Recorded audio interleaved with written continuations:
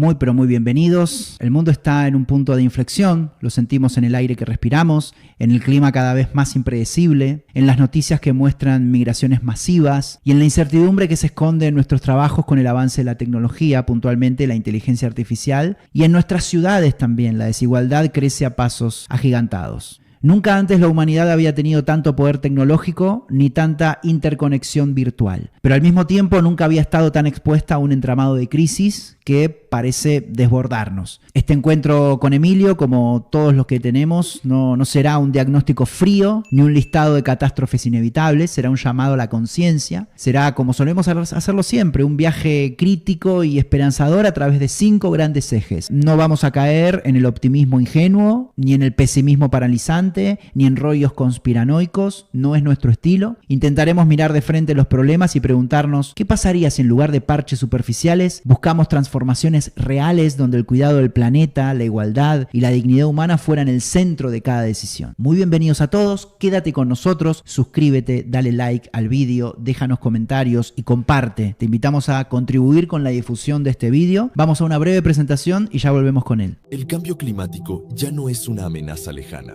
Es la voz de la Tierra, recordándonos que cada decisión cuenta, que cada acción tiene un eco en el delicado equilibrio de nuestro hogar común. Mientras la inteligencia artificial avanza a un ritmo que desafía nuestra comprensión, nos encontramos en una encrucijada histórica. ¿Será esta revolución tecnológica el puente hacia un futuro más brillante o el abismo que tememos cruzar?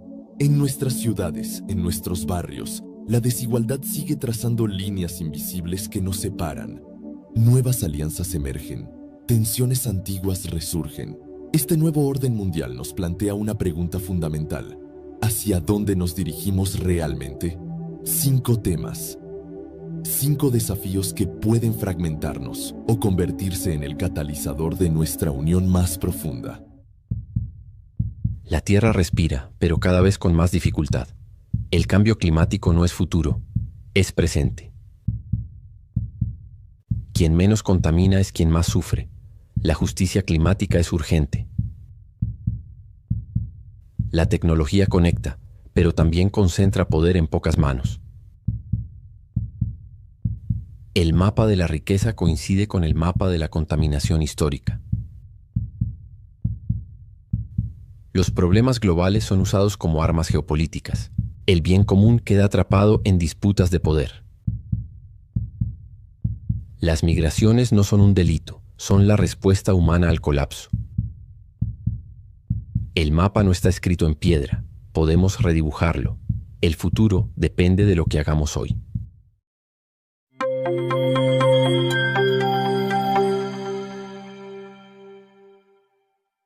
Muy pero muy bienvenido, Emilio. ¿Cómo estás? Gracias, es un placer tenerte nuevamente en este canal. Gracias por regalarnos tu tiempo y visitarnos nuevamente. Gracias. Pues muchas gracias a ti, Mariano. Siempre es una oportunidad maravillosa y un placer visitar tu canal. Así que aquí estamos en esta educación de la nueva era, nuevamente compartiendo. Muchas gracias. Gracias. Y bueno, hoy nos convocan 5 temas muy pero muy importantes de mayor preocupación en la humanidad, según una investigación que estuvimos haciendo. Antes, déjame decir, Emilio, y a toda la gente que cuando este canal sufrió un reseteo, una censura en enero del 2025, ha sido una persona que estuvo ahí muy presente junto con todo el equipo de Conciencia y Sociedad Distópica, y he sentido de manera muy profunda el apoyo a no abandonar esta función de seguir compartiendo a través de esta plataforma. Y así fue, de a poco el canal se está recomponiendo. Invitamos a todos los que están viendo este vídeo a visitarlo, y te quería agradecer a ti y a los amigos del equipo por el apoyo y la motivación a continuar. Por eso te quería preguntar que nos gustaría saber próximos pasos del proyecto, los frutos que ha dado hasta el momento. He visto que hay una nueva convocatoria que está en marcha, que son los grupos de encuentro. Nos gustaría que nos comentes en qué consta este relanzamiento, esta nueva convocatoria de los grupos de encuentro, en el tiempo que tú consideres necesario. Pues antes que nada, Mariano, compartir contigo de corazón, entre comillas, el apoyo que personalmente y como proyecto de investigación te aportamos cuando se produjo la censura de tu canal. Es simplemente algo de justicia. Es simplemente algo justo el apoyarte, porque lo que se hizo fue algo radicalmente injusto. Y algo injusto que tiene que ver precisamente con la distopía en la que estamos, de la que efectivamente tiene mucho que decir este proyecto de investigación Consciencia y Sociedad Distópica. Yo sé que tú vas a dar información sobre la web del proyecto, lo cual me va a ahorrar entrar en demasiados detalles, porque la web, en cuanto que se entra en ella, tiene un resumen de lo que el proyecto ha hecho en el primer sexenio de su vida, 2018, verano del 2018, verano del 2025. Ahí se encuentra recogido todo lo que hemos hecho desde el punto de vista de actividades, congresos internacionales, biblioteca con la publicación ya de 11 libros, la comunidad que tenemos en Telegram, que tiene ya casi 170 artículos publicados, la comunidad que hemos puesto en marcha en Instagram, pero yo lo resumiría de la siguiente manera. Cuando lanzamos el proyecto en el verano del 2018, distopía y consciencia como los dos términos, los dos pilares del proyecto, se hablaba no mucho de distopía. Es curioso, porque ahora parece que eso de la distopía, ¿no? En el 2018 se hablaba poco de distopía. Y uno de los objetivos del proyecto era poner en evidencia que vivimos en una distopía hasta el punto de que se considera normal lo que es distópico. Ha llovido desde entonces y hoy creo que el término distopía ha calado, y creo que eso es bueno desde el punto de vista no de la distopía, por favor, sino desde la toma de conciencia. Y el segundo pilar, que es la conciencia, es lo que yo diría que tenemos que seguir afianzando, porque ante la distopía la respuesta no puede ser ni el victimismo ni el derrotismo, sino que tiene que ser la conciencia. Y dentro de esta respuesta, aparte de todas las iniciativas que llevamos a cabo, tenemos en el calendario posiblemente para el 2027 un nuevo congreso internacional, seguir comunicando a través de nuestras comunidades en redes sociales, seguir impulsando la biblioteca del proyecto, etcétera, etcétera. También eso está resumido en la web con una especie de objetivo, que es lo que llamamos la Agenda 2033, porque si ellos tienen la Agenda 2030 de la que vamos a hablar, creo que nosotros en Consciencia tenemos que tener una agenda que transcienda la 2030, y le hemos puesto el nombre de 2033. Y en ese escenario general, pues han aparecido, fue una iniciativa del año 2024 que ha tenido muy buena acogida y que vamos a volver una nueva edición ahora, 2025-2026, que son los grupos de encuentro. Los grupos de encuentro es llevar la conciencia ante la distopía a lo muy concreto. Porque una de las cosas que detectamos en el proyecto, por otra parte bastante obvio, es que hay mucha incomunicación. Es decir, estamos en la sociedad que se llama de la información y del conocimiento, pero hay mucha incomunicación entre la gente. Y hay una demanda de encuentros que yo diría que, siendo encuentros de personas, son encuentros de almas.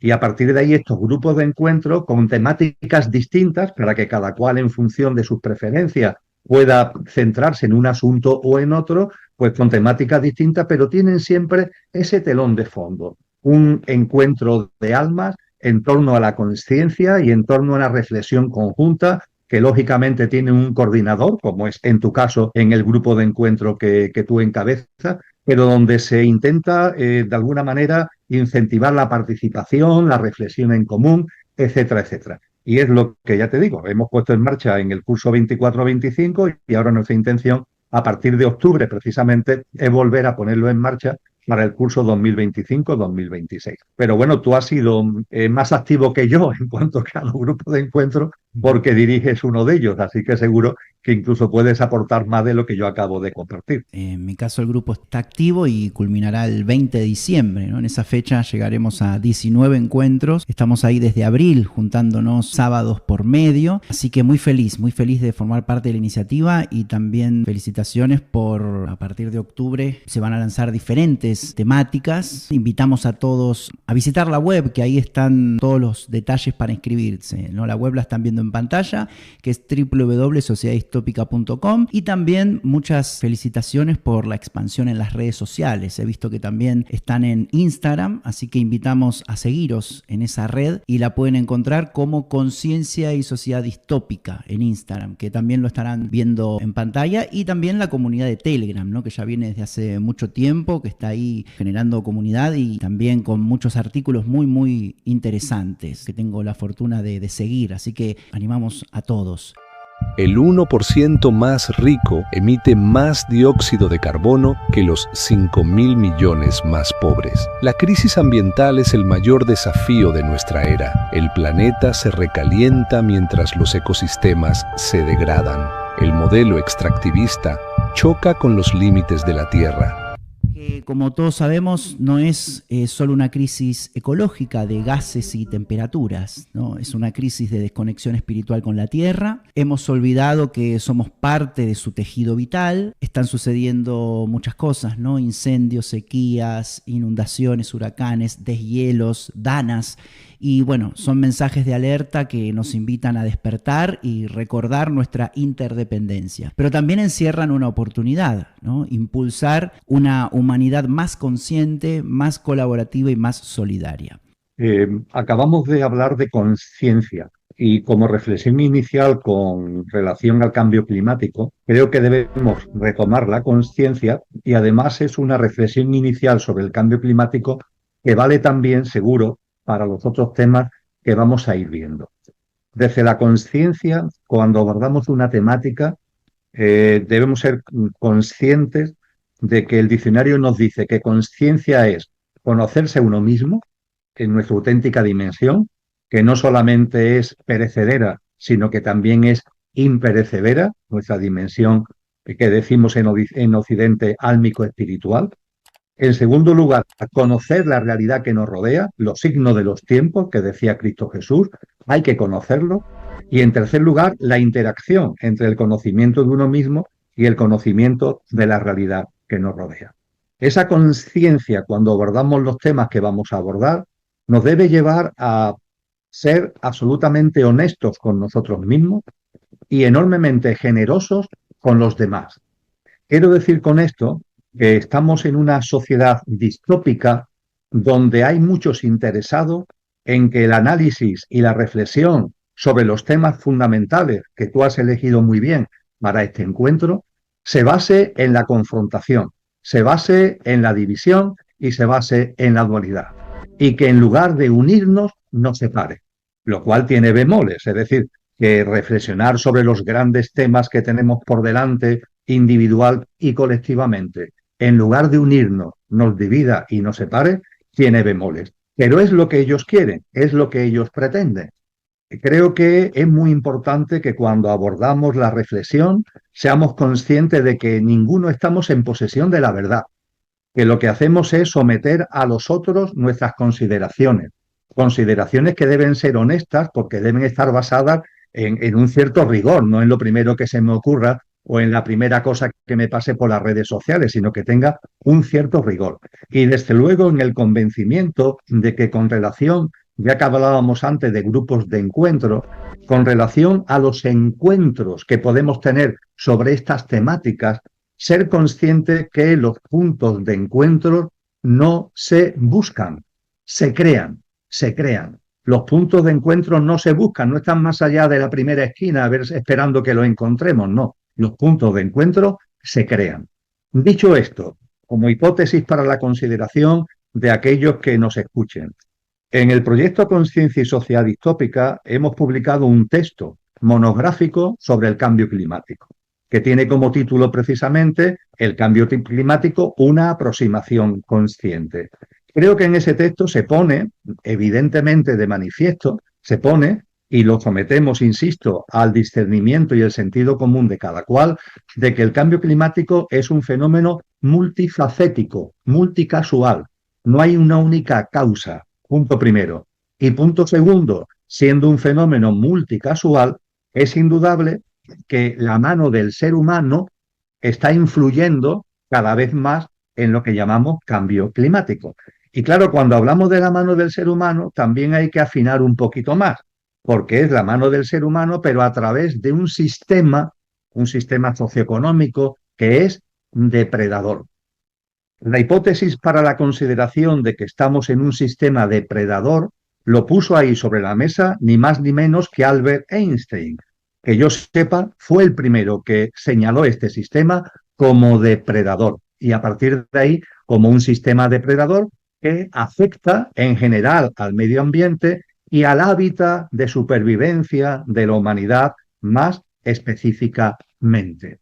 Dicho esto, cuando percibimos que el fenómeno del cambio climático es multicasual, pero que el sistema depredador, la mano del ser humano, está incidiendo cada vez más, evidentemente es una oportunidad para la conciencia, porque es una oportunidad para darnos cuenta que efectivamente entre todos, unos más y otros menos, hemos generado una dinámica de vida, hemos generado un sistema que se está revolviendo contra la vida en general y contra la propia vida humana en particular. Y en este sentido, no alimentar ni la confrontación ni el debate. Esto no va de afirmacionistas contra negacionistas y negacionistas contra afirmacionistas. Esto va de tomar conciencia. Una toma de conciencia, además, también va a aparecer esto, Mariano, seguro, que en los otros temas, que personalmente me lleva a darle poca credibilidad y a tener casi nula confianza, por no decir nula absolutamente, con los poderes públicos. Es decir, no creo que los poderes públicos de verdad vayan a hacer nada ante esto que estamos llamando en general cambio climático. Todo lo contrario, los que dominan a los poderes públicos, porque hay una minoría de la población mundial que dominando el sistema socioeconómico también domina el entramado político institucional, de modo y manera que políticos, partidos, gobiernos están bajo los dictados de esa minoría. Pues bien, esa minoría que realmente mueve los hilos de los poderes públicos y de los gobiernos, no solo no están interesados en modificar el sistema depredador que está en el origen del efecto de la mano humana en el cambio climático, no solo no están interesados en eso, sino en todo lo contrario. Están interesados que este sistema siga porque consideran que si se para es como la bicicleta, que como se pare te caes, esto tiene que seguir y seguir y seguir.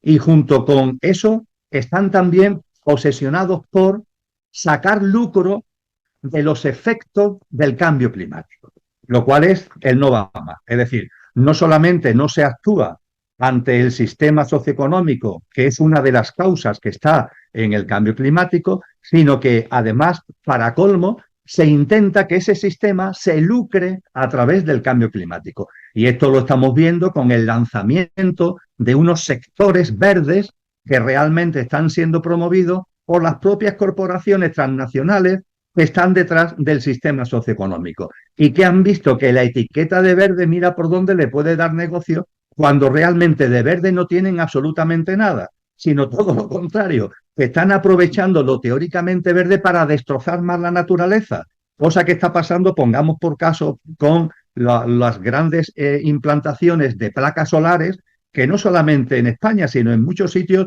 donde se están implantando esas placas solares, pues en sitios que son reservas naturales, en sitios que son lugares protegidos de la naturaleza.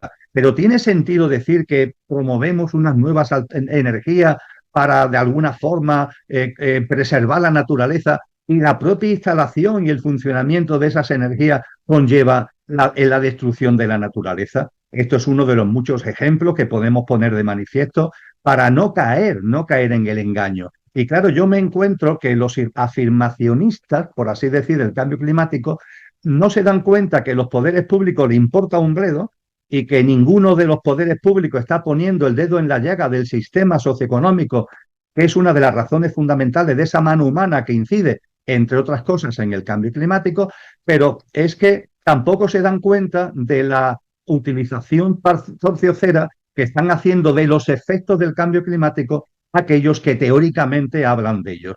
Y los negacionistas, a su vez, donde ponen el acento es en el cómo esas corporaciones transnacionales están sacando de sitio y están utilizando lo que llaman cambio climático para sus beneficios económicos y empresariales. Y entonces arremeten contra los afirmacionistas. Finalmente, ¿qué nos encontramos? Pues una especie de pelea de barrio, de estas que ahora se han hecho famosas en las televisiones, ¿no? De tertulianos, donde aquí cada cual dice un poco lo que le da la gana, pero donde la realidad es que el efecto dañino sobre la naturaleza continúa y continúa. Y ante esto, ¿qué hacer? El qué hacer, Mariano, tiene que ver con la conciencia y tiene que ver con nuestra responsabilidad. Yo sé que desde el punto de vista de los grandes poderes poco se va a hacer, pero yo en mi hábitat continuo de vida, yo intento mantener una forma de vida respetuosa con la naturaleza, respetuosa con los seres humanos, faltaría más, respetuosa con la vida en general, en reverencia por la vida, un término del Premio Nobel de la Paz Albert Schweitzer, fue Premio Nobel de la Paz en 1952, reverencia por la vida. creo que lo que estamos viendo, ¿no?, que llamamos cambio climático, este daño a la naturaleza en conciencia, nos debería alentar a tener reverencia por la vida en todas sus manifestaciones, en todas sus expresiones, que esa reverencia por la vida nos traiga paz, porque cuando se reverencia la vida, también nos inunda la paz. El virus de la violencia que está tan presente en la sociedad distópica se va como diluyendo. La reverencia por la vida es un gran disolvente del virus de la violencia que aparece antes que nos demos cuenta. No solamente son las guerras, es mi deseo a veces de convencer a los demás y de imponer mi criterio y de que yo tengo razón. Eso también es violencia a distinto nivel, pero eso también es violencia. Y yo creo, por tanto, que todo lo que tiene que ver con el cambio climático es una oportunidad de conciencia que debemos llevar al terreno de la responsabilidad personal y que ese terreno de la responsabilidad personal se plasma en una dinámica de vida de reverencia por la vida, de traer a nosotros paz, de traer a nosotros el disolvente del virus de la violencia y a partir de ahí llevar eso a nuestra práctica de vida, desde qué hacemos con los residuos hasta cómo nos alimentamos. También, bueno, además de buscar confrontación y hacer bandera de lo verde, ¿no? Esto que estuve apuntando, lo que mencionabas. La pelea dual, esta de que alguna vez hablamos también, Emilio, esto de que están los que siguen a la élite, los que no la siguen, pero a la vez entre los dos se pelean, pero también quedan pillados ahí, entonces aparecen los que están de un lado y del otro, pero en definitiva están bajo el mismo manto. Y también nos dicen una y otra vez que las crisis que vivimos son inevitables, como si fueran tormentas naturales que no se pueden detener, pero la verdad es otra, ¿no? Las crisis son el resultado también de decisiones humanas. El factor humano es muy importante. Modelos políticos y económicos que eligieron priorizar el lucro, ¿no?, el negocio sobre la vida. Si lo construimos así, también podemos transformarlo, ¿no?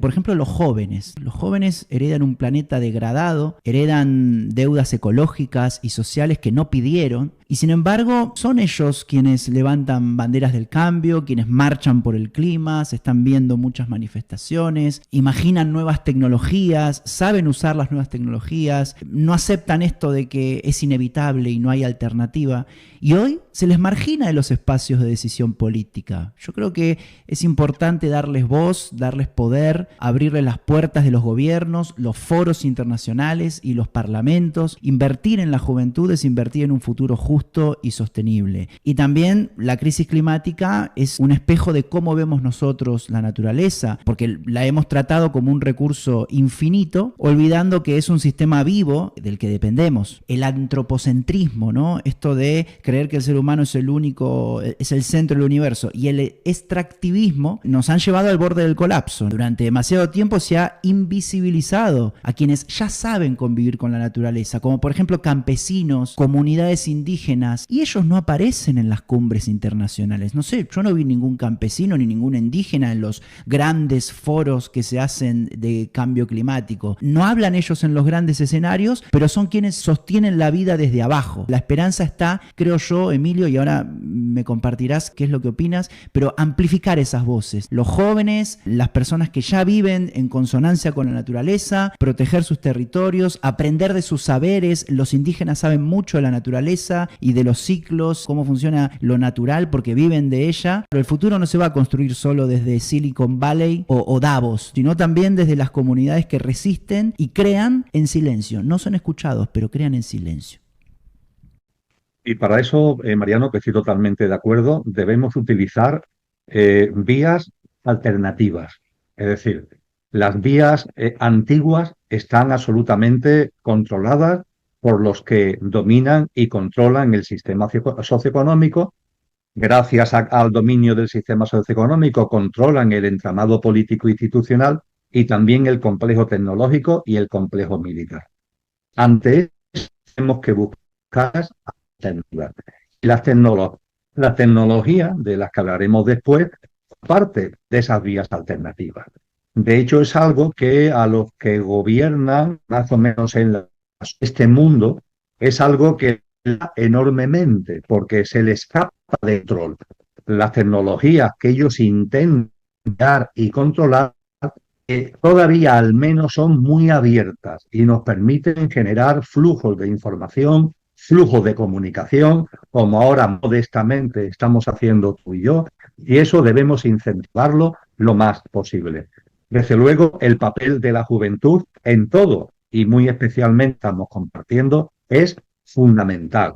Una juventud a la que no solamente se le está poniendo difícil por la pesada herencia, por así decir, sino que se les es difícil porque se les quiere meter el canal de un autodenominado sistema educativo realmente tiene muy poco. Y que en lugar de favorecer que saquen estos jóvenes, estos chicos y chicas, lo mejor de ellos mismos, sus dones, sus talentos, sus capacidades innatas, y darle habilidades y formación para ejercitar y plasmar esas cualidades y esos dones y talentos, en lugar de eso, lo que se hace es encorsetarlos, formatearlos e intentar llevar a cabo algo que ni es educación, ni siquiera es formación, es formateo. Y el formateo ya sabemos que es algo que se mete en el ordenador y que al formatearlo los archivos originales desaparecen y se les mete otros archivos. Afortunadamente, los archivos fundamentales de nuestros jóvenes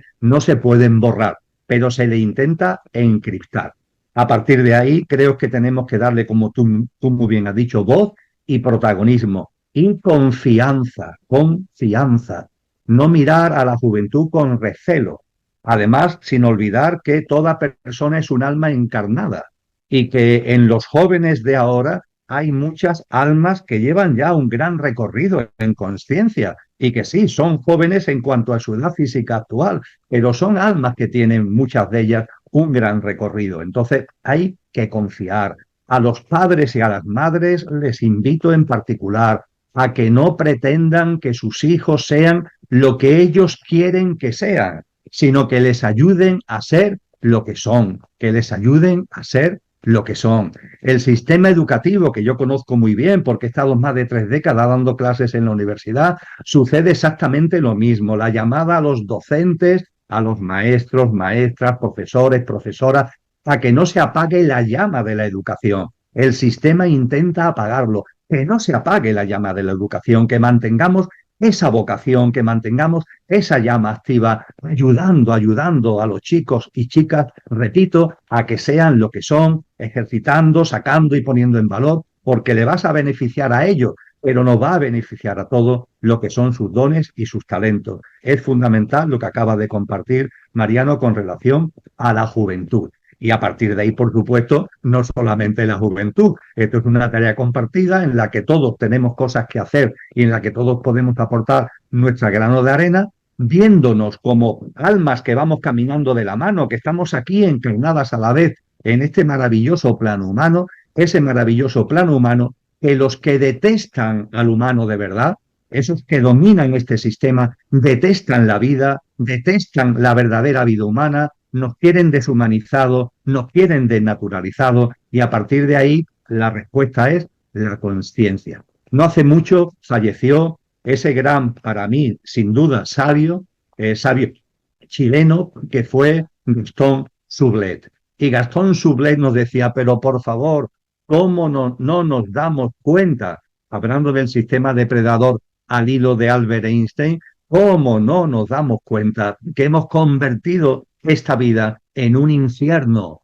que no podemos beber las aguas de los arroyos y de los ríos, que estamos contaminando el aire? ¿Cómo no nos damos cuenta que estamos cayendo en el infierno? Pues bien, el darnos cuenta de que estamos cayendo en el infierno, sociedad distópica, es toma de conciencia, no para el victimismo ni para el derrotismo, sino para decir, hasta aquí hemos llegado. Este mundo no es el mío, mi mundo es otro, y yo voy a vivir en consonancia con lo que soy y con los valores y los principios de ese mundo que yo quiero. A partir de ahí aparece lo que el gran Mahatma Gandhi nos dijo, ojos nuevos para un mundo nuevo, y que engarza evidentemente con esa gran convocatoria que nos hizo Cristo Jesús a nacer de nuevo en lo individual y nacer de nuevo en lo colectivo. También estuve viendo algunos temas vinculados con la justicia climática, ¿no? Porque estamos ante la mayor incoherencia de nuestro tiempo, ¿no? El norte global, responsable de casi la mitad de las emisiones históricas. Y también habla de una transición verde, mientras traslada la carga al sur global, porque ellos extraen el litio de los Andes, el cobalto del Congo, el níquel de Indonesia, se extraen con explotación laboral, con contaminación. Mientras tanto, Europa y Estados Unidos presumen de ser verdes, están haciendo un extractivismo maquillado, ¿no? Entonces no es una verdadera transición. Así que, bueno, esa injusticia climática también hay que señalarla. Ojalá como humanidad podamos dejar atrás el discurso de la catástrofe inmutable y pasar a la práctica de la responsabilidad compartida. Podamos abrir espacio a los jóvenes y garantizar que la educación eduque, ¿no? Para transformar, no solo para obedecer, y que podamos reconocer a la tierra como un organismo vivo y aprender de quienes siempre supieron cuidarla, ¿no? Podamos redefinir lo que significa el progreso y reemplazar el mito del crecimiento infinito por la búsqueda del bienestar común, ¿no? Y finalmente podamos saldar esa deuda ecológica con el sur global, construyendo un camino de justicia climática. Emilio. Esa injusticia que tú señalas muy bien, con la que evidentemente estoy de acuerdo porque es una obviedad histórica y una obviedad en el momento presente, influye en muchísimos ámbitos y desde luego influye en todo lo que tiene que ver con el clima en general. Y no solamente desde el punto de vista de la injusticia, de que aquellos países que históricamente más han contaminado ahora señalen con el dedo a los países que están en un proceso de desarrollo, que es proceso de desarrollo porque los desarrollados lo han llamado proceso de desarrollo y porque es el camino que han enseñado los países desarrollados. Y es curioso que habiendo sido el camino que ellos señalan, ahora le ponen peros al camino que ellos mismos han seguido y que están instaurando y que están imponiendo a nivel mundial. El contrasentido es absolutamente tremendo, pero es que la injusticia llega a más, porque las tecnologías de las que vamos a hablar ahora están llevando a que la tecnología y la carrera armamentística cada vez mayor que hay en el mundo está llevando a que el extractivismo, una minería que parecía, entre comillas, encauzada, es decir, limitada y encauzada, se ha salido por completo de madre por la necesidad de acceder a eso que llaman tierras extrañas y como sea, a minerales al coste que sea, independientemente del daño que se está haciendo a comunidades humanas y el daño que se está haciendo a la naturaleza. Y es más, esa expoliación de tierras extrañas y de determinados materiales está provocando, por los conflictos de intereses económicos, conflictos bélicos en gran parte de los países que llamamos subdesarrollados o en vía de desarrollo. En el caso de África hay una serie de países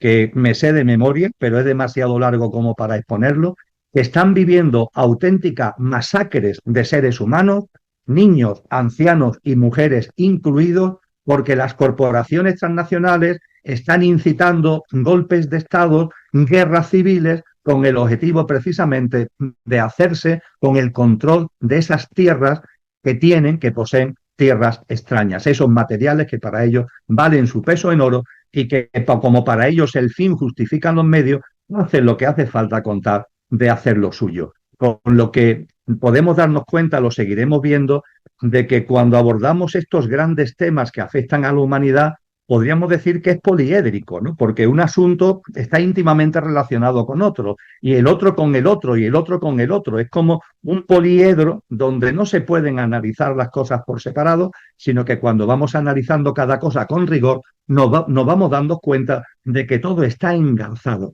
Y evidentemente, todo lo que tiene que ver con la injusticia climática, para colmo, va ligado a otras injusticias que también tienen que ver con hambrunas, también tienen que ver con desigualdad y también tienen que ver con guerras y conflictos civiles. Para quienes quieran profundizar en más sabiduría y estar más cerca de la filosofía y las ideas que comparte el proyecto de investigación, van a ver en pantalla algunos de los últimos libros y algunos también de los últimos libros de Emilio. Recuerden que el sitio oficial Desde Siempre, donde están todos sus vídeos y novedades de cursos y retiros, es El cielo en la tierra. Está en pantalla el nombre del sitio web para que puedan acceder y descubrir más de nuestro amigo e invitado del día de hoy.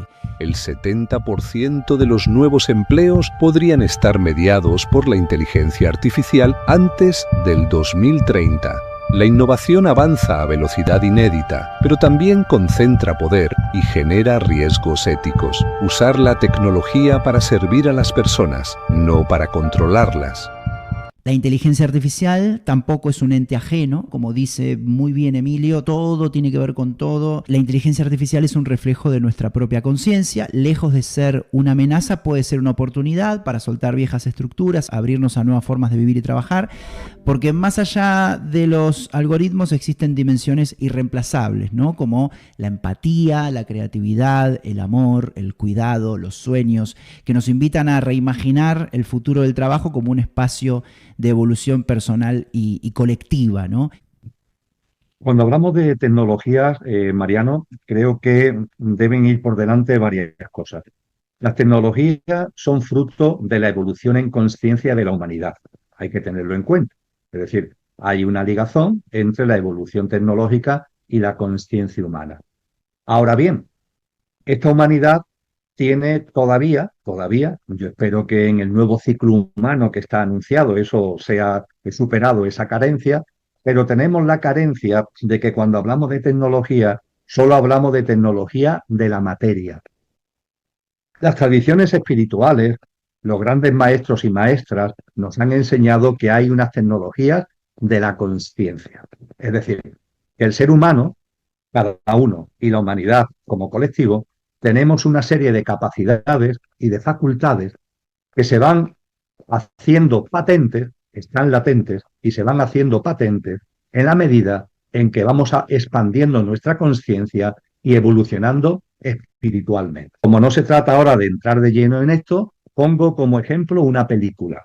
La película El planeta libre. Una película que está libre, de libre acceso, actualmente en las redes sociales y en YouTube. Ahí se puede ver con toda tranquilidad. Y ahí podemos ver que hay como una humanidad que ha dado ya el salto evolutivo a la nueva humanidad que nos han enseñado, que nos han dicho que llegará exactamente cuando corresponda, que utilizan, por ejemplo, para viajar de un planeta a otro, utilizan la tecnología de la conciencia. Me quedo ahí, pero no quería dejar de hacer referencia a esta tecnología de la conciencia que, por supuesto, en ningún momento violenta la vida, porque las tecnologías de la materia en demasiadas ocasiones experimentan con la vida de seres vivos, o experimentan y manipulan la vida, cosa que la tecnología de la conciencia nunca, por supuesto, va a hacer. Dicho esto, en segundo lugar, creo que tenemos que ser conscientes de que las tecnologías, surgiendo de la propia evolución en conciencia de la humanidad, aun con la carencia que acabo de compartir, las tecnologías tienen como amenaza a la humanidad no la que se nos está vendiendo como fundamental, que nos está diciendo que, por ejemplo, es un peligro porque las tecnologías pueden adquirir una autonomía y revolverse contra el ser humano, revolverse contra la humanidad. No, no. El principal peligro, entre comillas, que tienen las tecnologías no es que nos coman, sino que nosotros nos metamos en ellas y nos convirtamos en una pieza más de las mismas. Este para mí es el gran riesgo de las tecnologías. No que ellas nos coman, sino que nosotros, repito, inconscientemente nos vayamos metiendo en el entramado tecnológico sin darnos cuenta que nos estamos convirtiendo en una pieza más, en un engranaje más, en un terminal más de ese enorme entramado.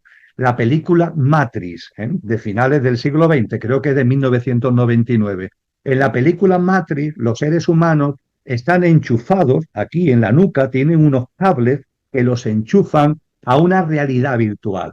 Es mentira, porque viven en medio de una distopía horrorosa, pero al estar enchufados en la realidad virtual, pues creen que de hecho están viviendo lo que realmente no están viviendo. Son como zombies, son prácticamente muertos vivientes. La película Matrix es emblemática, ha marcado un hito con relación a esto. Pues bien, yo diría que la situación en la que estamos en el 2025 se empieza a parecer a Matrix, pero como las tecnologías han evolucionado, ya no tenemos unos cables aquí, sino que estamos conectados al sistema virtual cada vez más inalámbricamente, inalámbricamente.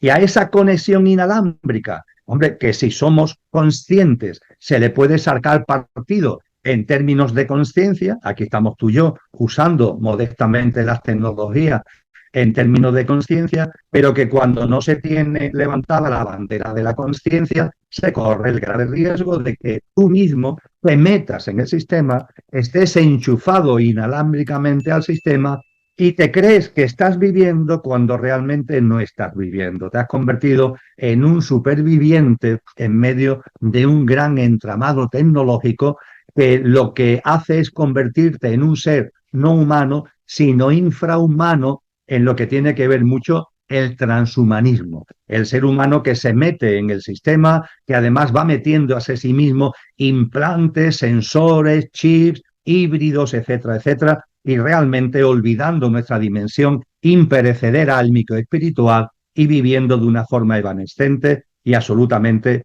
superficial. Dicho esto, voy a lo que tú has planteado con relación al empleo y al trabajo. Pero es que esto que acabo de compartir es fundamental entenderlo, porque si no, no se entiende lo que de verdad los estudios económicos están poniendo de manifiesto sobre el potencial impacto de las tecnologías en el empleo. Vamos a ver, cuando hoy hacemos un repaso de los distintos sectores laborales, de los distintos sectores de empleo, ¿qué nos encontramos?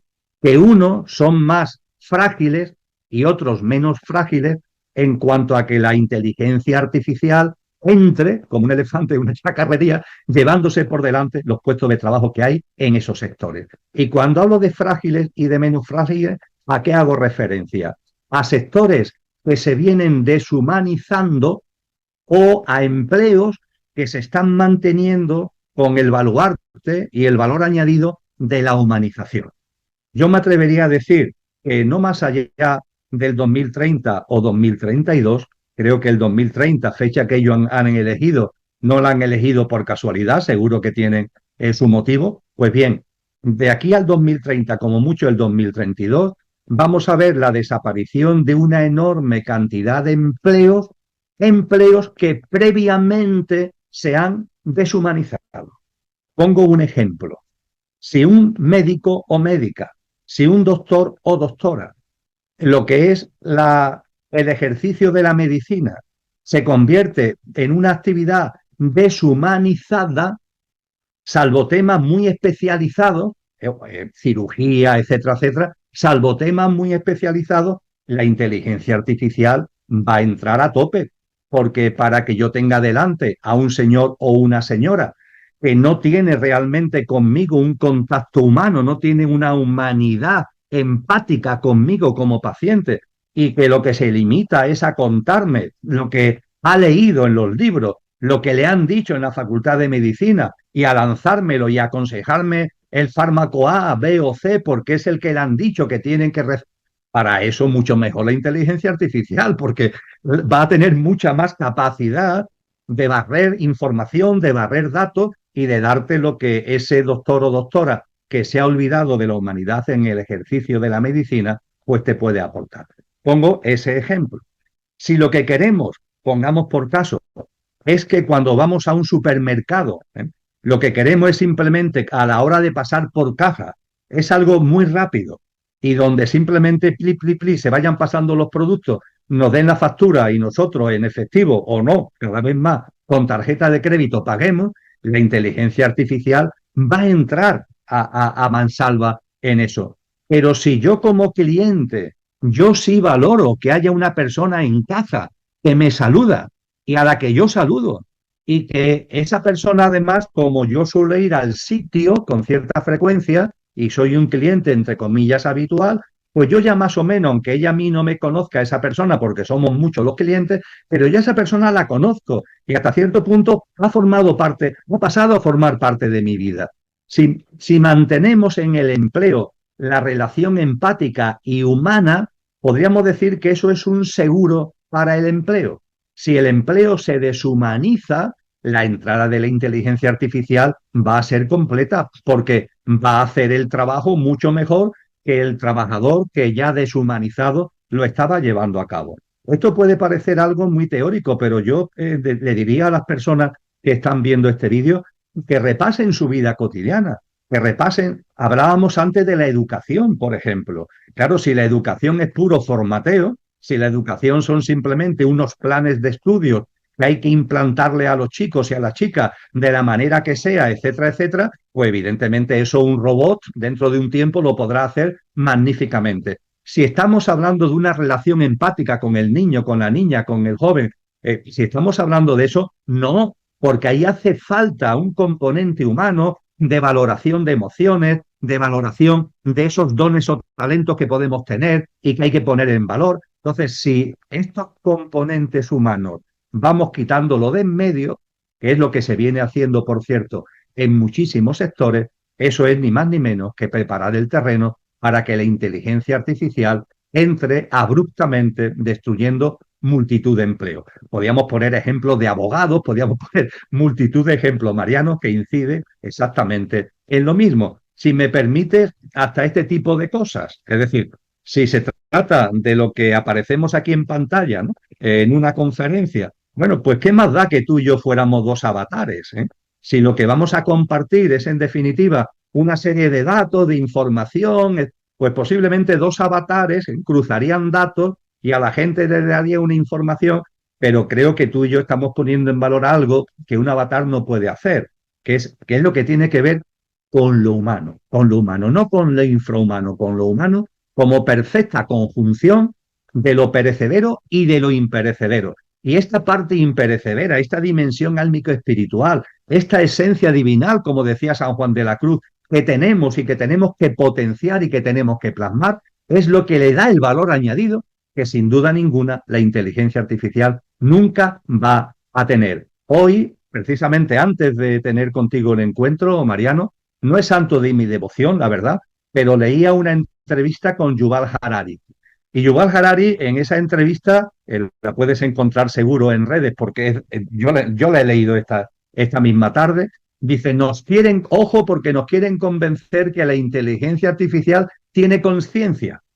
Y no la tiene. No es verdad que la tenga. Puede aparentar que la tenga, pero no la tiene.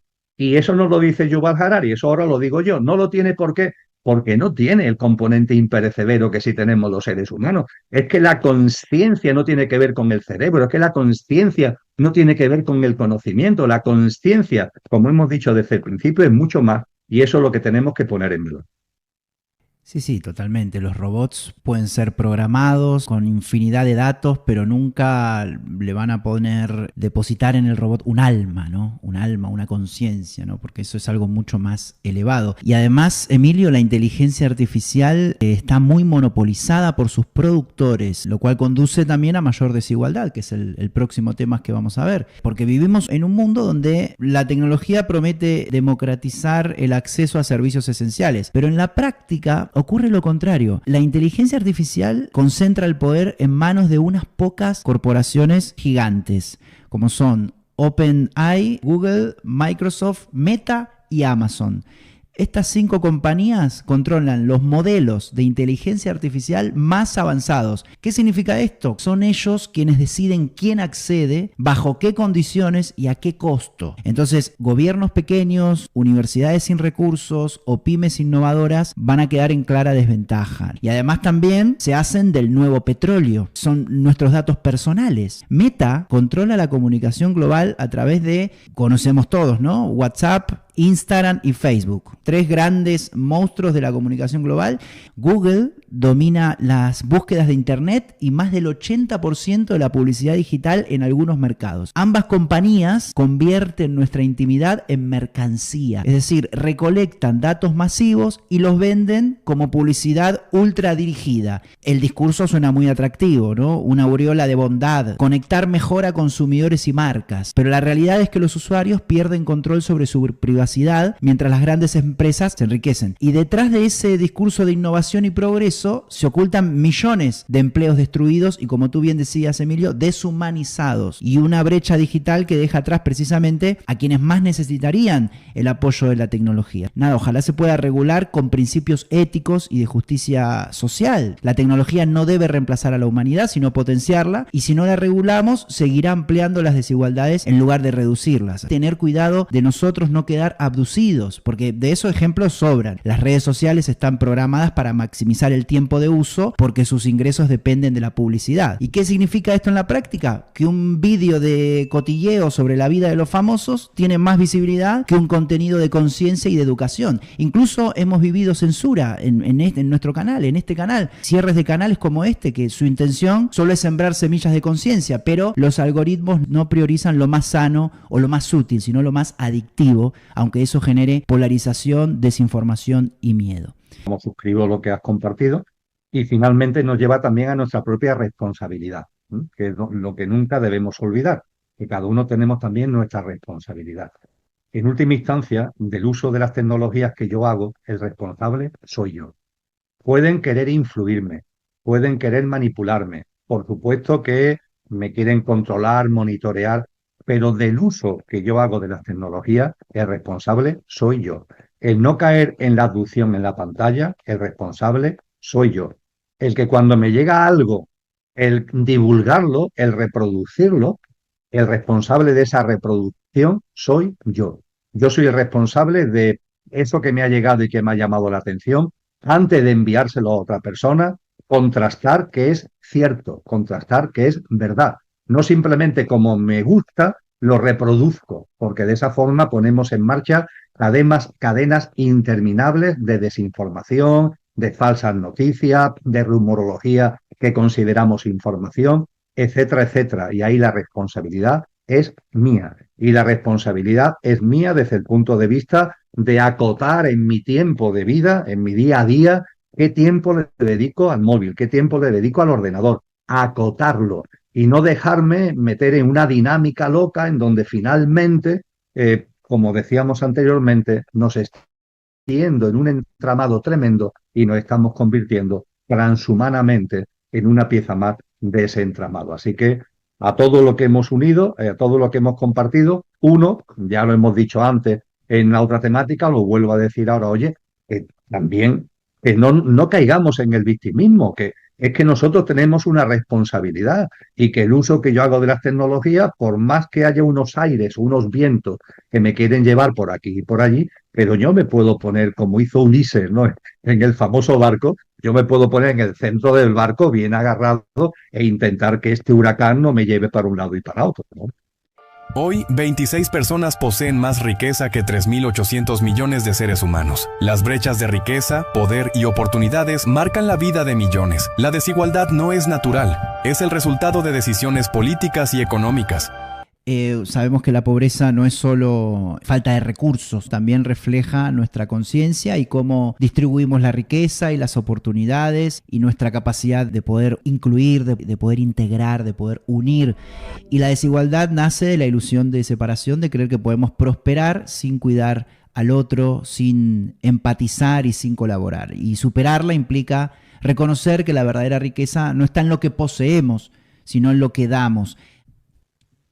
Dos datos creo que ponen en evidencia la envergadura, la dimensión de la desigualdad que vivimos en la actualidad. Por una parte, los primeros estudios que lo pusieron de manifiesto fueron en el 2015, donde saltó a la luz pública que el 1% de la población mundial tiene más patrimonio y riqueza del 99% restante. Somos algo más de 8.000 millones de almas encarnadas en estos momentos. Pues bien, el 1% de los seres humanos tienen más recursos y patrimonio que el 99% restante. Cuando entramos en esa estadística y la analizamos con detalle, no es difícil llegar a la conclusión de que hay un error de cálculo, porque no es el 1%, es el 1% del 1% el que tiene el 99% del patrimonio y de la riqueza del planeta. Estamos hablando de un número muy reducido de personas. Recientemente lo hemos divulgado en la comunidad de Telegram del proyecto Conciencia y Sociedad Distópica. Realicé un cruce de datos donde se interrelacionan las grandes fortunas personales que hay en el planeta, las 10, 12 personas con mayor patrimonio en el planeta, las familias igualmente con mayor patrimonio, las corporaciones tecnológicas con mayor valoración bursátil, los grandes fondos de inversión que se mueven por el planeta.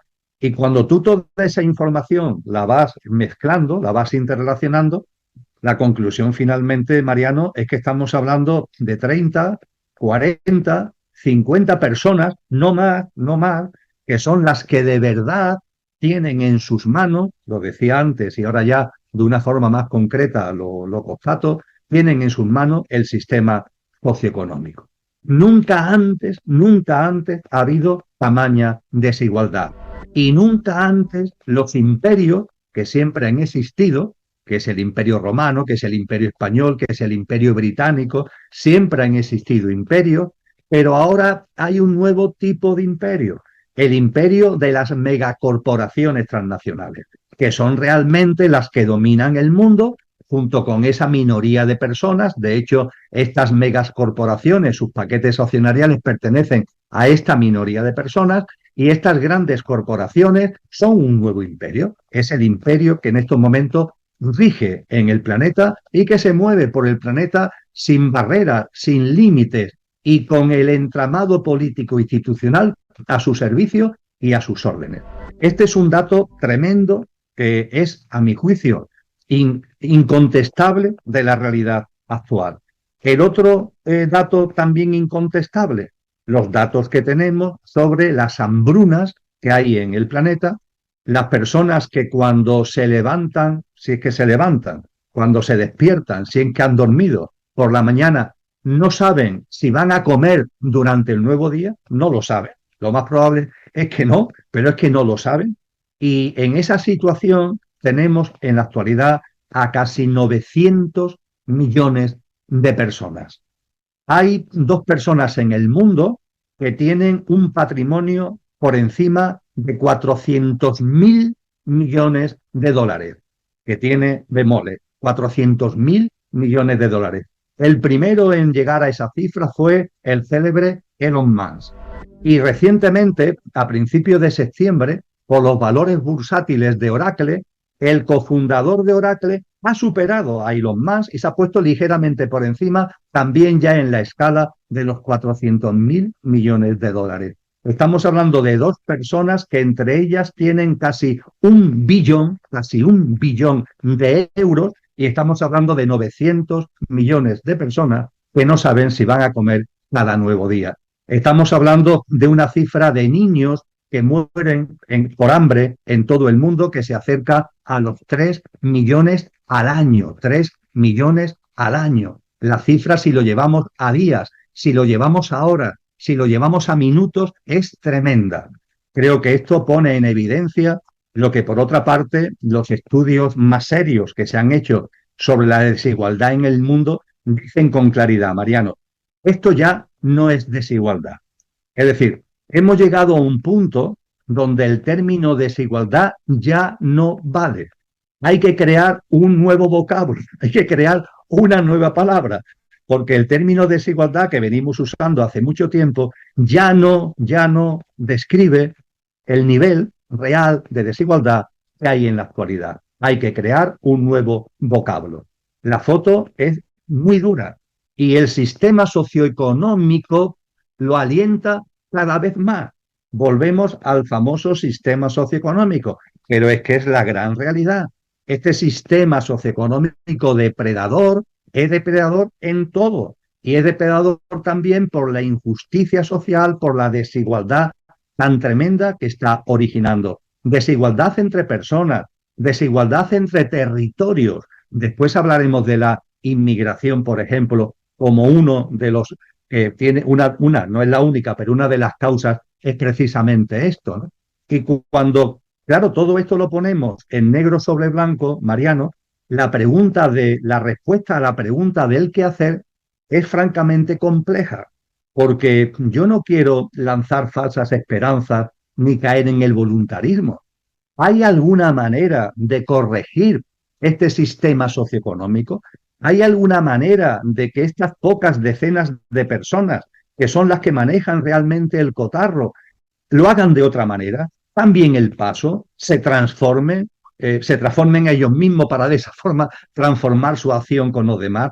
La verdad es que yo lo veo francamente difícil, porque considero que esas personas han caído ya en las arenas movedizas de lo que a mí me gusta llamar lo involutivo, es decir, ya es que están totalmente apartados de la vida y eso sí, sus grandes patrimonios, sus grandes fortunas disimulan, ¿no? Y van muy bien entrajeados y parecen muy importantes y van en jet, pero realmente cuando escarbas lo que te estás encontrando son seres transhumanos, en el sentido que antes compartíamos, cada vez más transhumanos, pero que mira por dónde son los que llevan la rienda del sistema socioeconómico que está en la razón de ser de todo lo que estamos viviendo.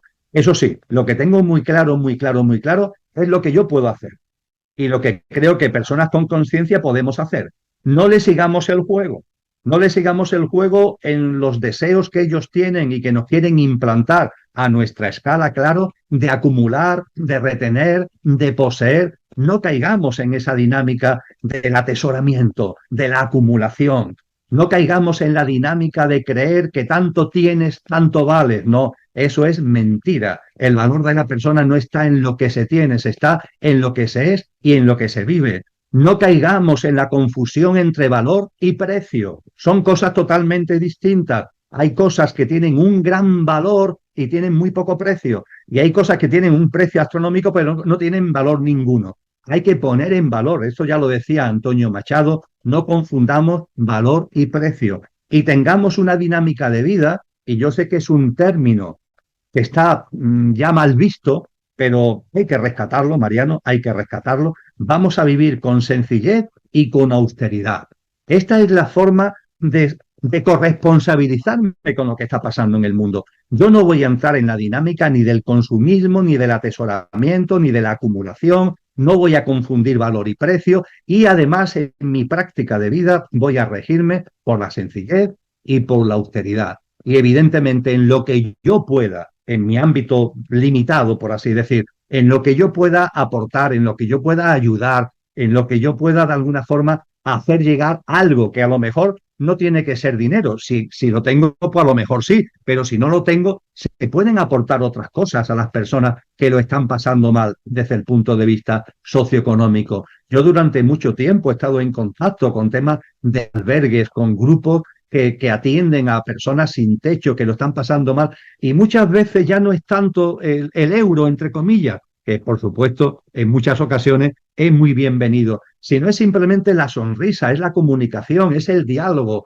es esa mirada amable de persona a persona, que tienes una persona que sí, que puede ser un indigente, que lo está pasando mal económicamente, pero es un ser humano y a veces lo que más agradece y lo que ayuda a esa persona en no caer en estados anímicos de depresión es precisamente esa mirada humana, es ese contacto humano. Así que la austeridad, la sencillez, la empatía y la humanización creo que forman parte del paquete de acciones que sí están a nuestra mano. Yo no puedo cambiar a estos 40 o 50, me temo muy mucho que no tienen posibilidad de cambio, ojalá sí, pero me temo muy mucho que no, pero sí puedo en mi día a día llevar a cabo cosas como las que brevemente acabo de compartir.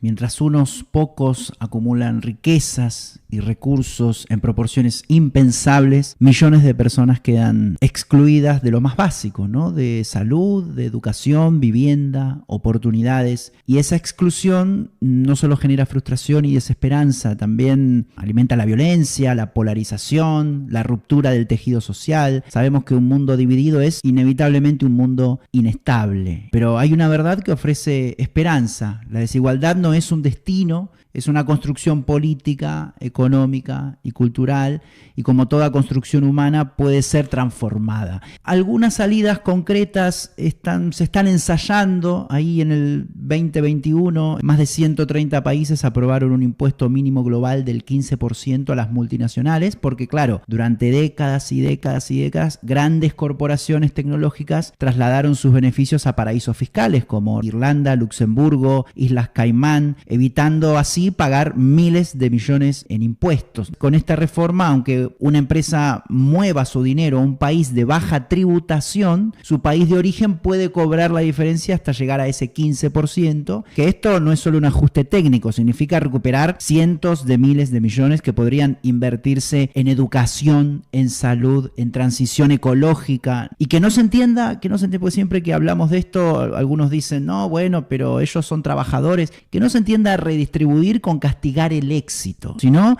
equilibrar el tablero para que nadie quede fuera del juego, porque una humanidad que reduce desigualdades es una humanidad más fuerte, más cohesionada y más preparada para los desafíos del futuro. Durante demasiado tiempo hemos medido el éxito en cifras del Producto Bruto Interno, como si el crecimiento económico fuera sinónimo de progreso humano, pero este modelo ha producido riqueza concentrada en muy pocas manos, como muy bien decías, Emilio, y con datos muy pero muy precisos y certeros, pero está degradando ecosistemas enteros y deja a millones viviendo en condiciones precarias. Hablar de sostenibilidad sin justicia social es sencillamente absurdo, ¿no? Entonces, quizás la esperanza está en rescatar la dignidad humana como brújula ética y redefinir el éxito no como acumulación, sino como bienestar colectivo. Dime.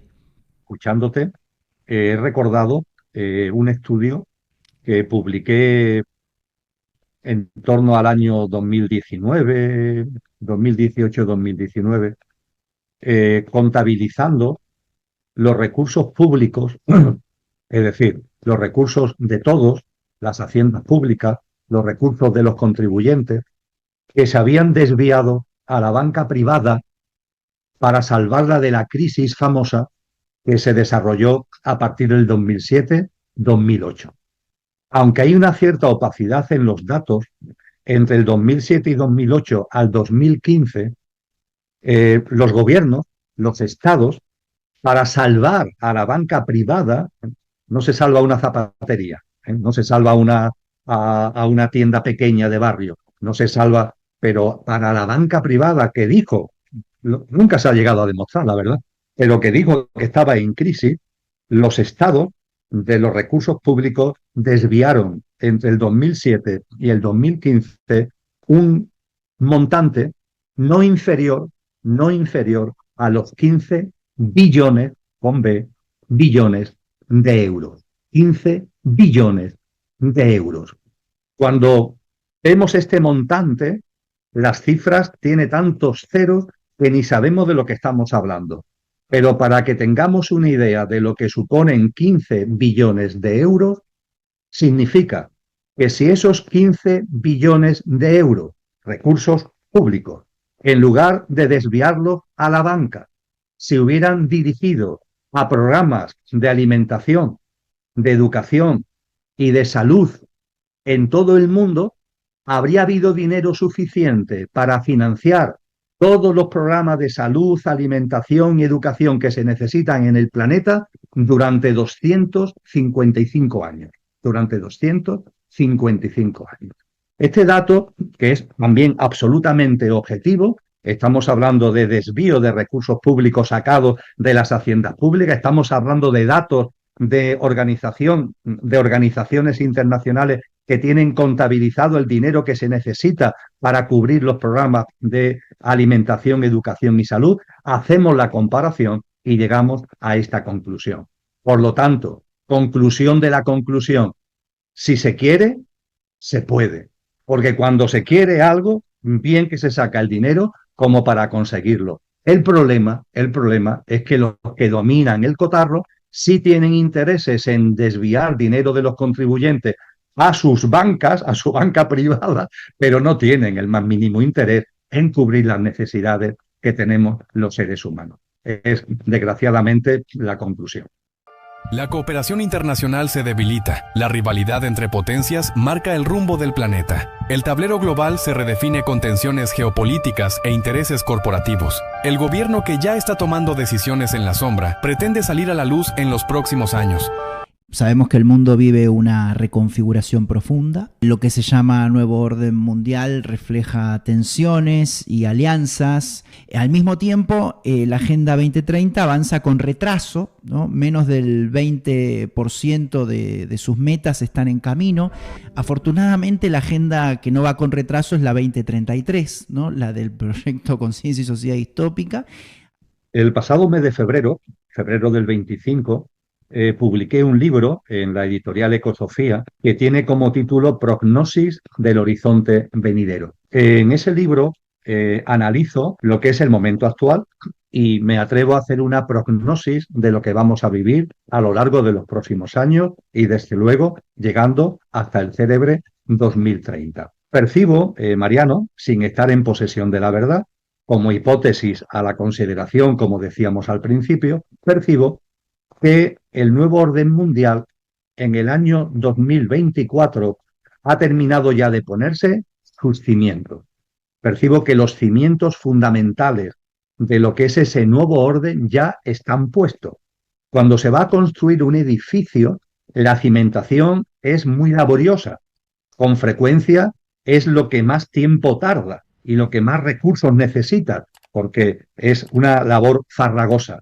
Percibo que el 31 de diciembre del 2024 la cimentación del nuevo orden es una realidad. Y que lo que vamos a ver de aquí a 2030, por tanto, en este lustro en el que estamos, 2025-2029, es cómo se van a ir poniendo las plantas de ese edificio. Podríamos decir así, coloquialmente, cada año una planta nueva, una vez que la cimentación ya está hecha, para que en el 2030 se pueda inaugurar el edificio a través del nuevo orden mundial. Cuando hablamos del nuevo orden mundial, exactamente ¿de qué estamos hablando? Estamos hablando de que el gobierno que hay actualmente en el mundo, que es un gobierno en la sombra, sale a la luz, deja de estar en la sombra. Estas pocas decenas de personas a las que yo hacía referencia, que están actualmente ya gobernando el mundo, el sistema socioeconómico y a partir de ahí todo lo demás, pero que están en las bambalinas, están detrás del escenario, el nuevo orden mundial conlleva que aparecen en escena. Y aparecen en escena, además, controlando, gobernando el mundo a través de una serie, no muchas, de organizaciones internacionales que van acumulando cada vez más poder en detrimento de los poderes de los gobiernos, de los poderes, vamos a llamarlo, aunque habría mucho que discutir, los poderes democráticos que están actualmente distribuidos entre los países. Lo estamos viendo muy avanzado, por ejemplo, en el ámbito de la salud, ¿no? Como la Organización Mundial de la Salud, con el Tratado de Pandemia, que ya finalmente se ha aprobado en el mes de mayo pasado, pues ante emergencias, no solamente sanitarias, sino también climáticas, puede asumir los poderes de los estados a nivel mundial ante esas situaciones de emergencia. El nuevo orden mundial, dicho de una forma por tanto directa, es que el gobierno que está en la sombra sale de las bambalinas y está en el escenario. Igualmente conlleva fundamentalmente la instauración del transhumanismo. El transhumanismo que sustituye a una visión de la humanidad humana y consciente. Un transhumanismo que nos quiere convencer de que el ser humano es puramente nuestra apariencia física y material, nuestro mundo físico, emocional y mental, y que nuestra evolución está llamada, y es la única manera de conseguirlo, a meternos en el entramado tecnológico, a enchufarnos inalámbricamente, pero enchufarnos al entramado tecnológico. Eso es el transhumanismo. Y junto con eso hay algo muy importante que yo me atrevería a vaticinar, Mariano, y es que en algún momento, estos años 2025 a 2029, vamos a seguir estando en la batidora, permíteme que lo diga así, en la batidora. Removimientos, tensiones, conflictos, muchos de ellos, la inmensa mayoría, promovidos por ellos mismos, porque se trata de tener al ser humano metido en la inseguridad, en el miedo, en la incertidumbre, en la inestabilidad, porque eso nos hace frágiles, porque eso nos hace caer precisamente en el derrotismo, porque eso nos hace no prestar importancia y la atención debida a la conciencia. Yo barrunto que entre el 2025 y el 2029 vamos a seguir en la batidora. Esa batidora ellos le han dado un nombre. Está en el Pacto para el Futuro que se aprobó en Naciones Unidas con el apoyo unánime de 193 países en septiembre del año 2024, se llaman los shocks globales. Están perfectamente descritos, son como los botones que tiene la batidora y que pueden ir pulsando para tenernos, pulsando uno o pulsando varios a la vez, tenernos permanentemente ahí. Porque su objetivo es que nuestro nivel de confusión sea tal que cuando ellos, como gobierno mundial, aparezcan en la escena, lo aplaudamos. Porque ellos aparecerán en la escena, Mariano, vendiendo que traen ya por fin la paz y la seguridad. Fíjate, está anunciado en los textos cristianos de hace 2000 años. Ojo, ojo, porque llegará un momento en el que los que gobiernan el mundo, y lo gobiernan además de una manera involutiva, aparecerán ya directamente en la escena y harán una proclamación de paz y de seguridad. Y después de tanto tiempo en la batidora, ya llevamos un tiempo, y lo que nos queda, pues la gente, de forma inconsciente, querrá creerse que eso es así. Y aplaudirán la instauración de ese nuevo orden mundial, que es ni más ni menos que más de lo mismo, pero revestido de otra forma, la plasmación ya pública de lo que ahora mismo está detrás de las bambalinas y no vemos en el escenario, y de un transhumanismo donde lo virtual y lo artificial se va a revolver directamente contra el ser humano para, repito, convertirnos en un engranaje más de ese entramado tecnológico completo. Esto es para mí la síntesis de lo que es el nuevo orden mundial, lo que es la síntesis también de lo que vamos a vivir. Esta batidora para ellos es absolutamente imprescindible. Podemos tener dudas de qué botón van a apretar y hasta qué nivel de intensidad le van a dar apretón. ¿Va a haber una guerra mundial? ¿No va a haber una guerra mundial? ¿Va a haber nuevas pandemias? ¿No va a haber nuevas pandemias? ¿Hasta dónde van a llegar y a dónde van de alguna forma a impulsar las emergencias climáticas? ¿Hasta dónde puede haber fenómenos? Porque en la relación de hechos globales hasta se habla de estos fenómenos que vienen del espacio exterior, que pueden de alguna forma afectar a la dinámica de vida habitual. Estos botones están ahí. La intensidad con la que se van a apretar, yo no lo sé. Lo que no tengo ningún tipo de duda es que se van a ir apretando convenientemente para mantenernos en la batidora.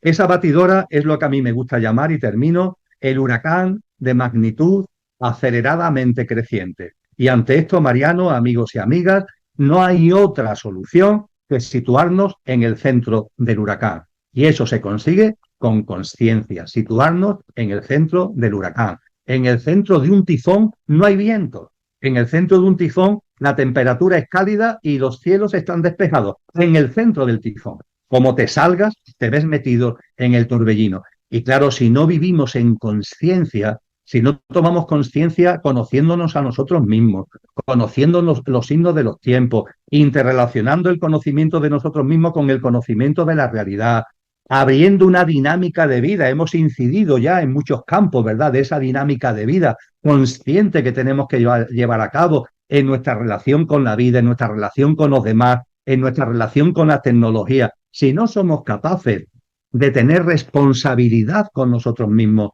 y situarnos en el centro del huracán en ámbitos como los que hemos comentado y todos los demás de nuestra vida cotidiana, vamos a ser simplemente manipulados, vamos a ser simplemente tergiversados y vamos a ser simplemente convertidos, sin darnos casi ni cuenta, en unos fantoches transhumanos que además nos venderán que podemos vivir 5 años más, 10 años más, 30 años más, y nadie se preguntará, ¿pero para qué quiero vivir más o menos años si no tengo calidad de vida? ¿Para qué quiero vivir más o menos años si me he convertido ya en un muerto viviente? Si soy un zombie, que no estoy viviendo, estoy sobreviviendo, que realmente no estoy haciendo, estoy reaccionando ante los implantes, los programas que me tienen metido desde el sistema. En lugar de hacer este tipo de reflexiones, ellos nos quieren inconscientes, transhumanos y llenos de miedo, de inseguridad, de inestabilidad y de esa forma manipulables y troceables e implantables, querido amigo.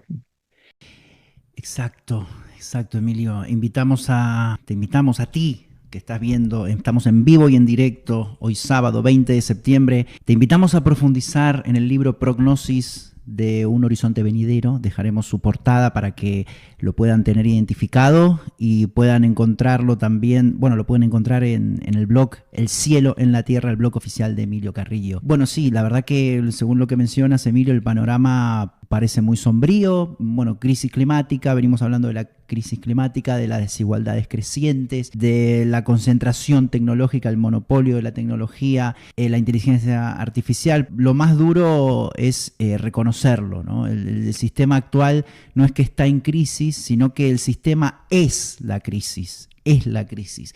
Y pretender resolverlo con pequeños ajustes es como poner parches a un barco que ya se hunde.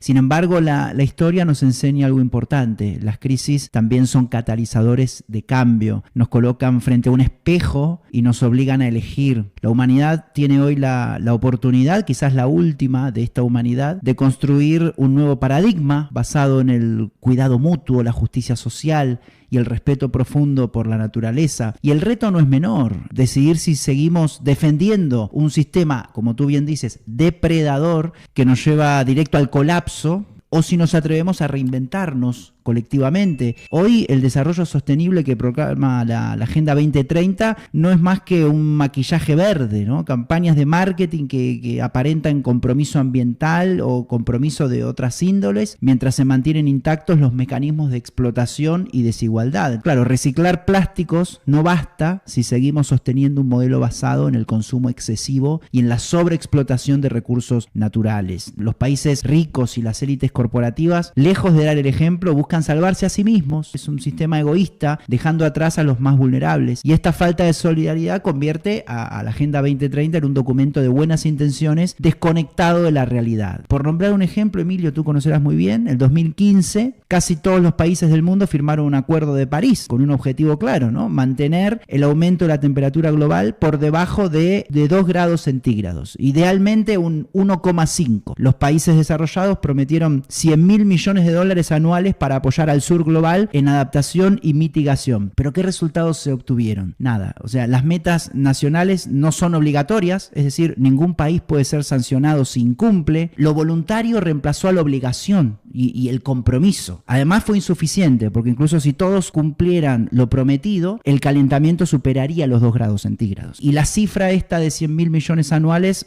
jamás se cumplió en su totalidad. Gran parte del dinero no es nuevo, sino que es ayuda reciclada, disfrazada de financiamiento climático. Predominan los préstamos por sobre las donaciones en ese acuerdo, que además esto aumenta la deuda de los países pobres. O sea, fue un acuerdo utilizado para hacer negocios envueltos en falta de transparencia. Mariano, en la amistad que tenemos, y también por respeto, ¿no?, a las personas que se acerquen a esta emisión, tengo que hablar con sinceridad, insistiendo en que no estoy en posesión de la verdad, por favor, bajo ningún concepto. Pero sí planteo de corazón mi convencimiento. Tratados internacionales, acuerdos entre países, medidas oficiales, gubernamentales, etcétera, etcétera, desgraciadamente no sirven para nada. Es simplemente más de lo mismo, son declaraciones muy grandilocuentes, puestas de escena que no sirven para nada. Desgraciadamente, yo empecé a darme cuenta de esto hace ya demasiados años, quizás, y desde entonces he ido viendo cómo va a más y a más y a más. Yo, entre comillas, confieso que he vivido. No es que esté actualmente en un nivel alto de conciencia, voy en el camino, modestamente, de la conciencia. pero confieso que he vivido totalmente alejado de la conciencia. Y en esa época, hace unos 25 años, 27, 25, 22, presidí el programa de desarrollo regional y local del sistema de Naciones Unidas. Fui presidente de ese programa, del programa del NED.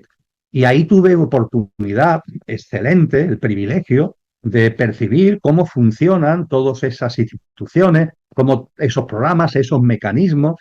La conclusión final fue que entre el 2008 y el 2010 yo dejé todo. Y para mí, hago un análisis personal, pero que ahora quiero llevarlo a una reflexión que también sea colectiva. Lo que viví de fraude, de engaño, de manipulación, en primera persona, de cómo, como tú dices muy bien, se manejan cifras que son falsas, cómo se habla de unos dineros que después no van a donde dicen que van, cuando como finalmente siempre van, finalmente a manos de lo mismo, de uno o de otra manera, o para financiar siempre las mismas cosas que tienen que ver con gobiernos corruptos, que tienen que ver con intereses de las grandes corporaciones transnacionales.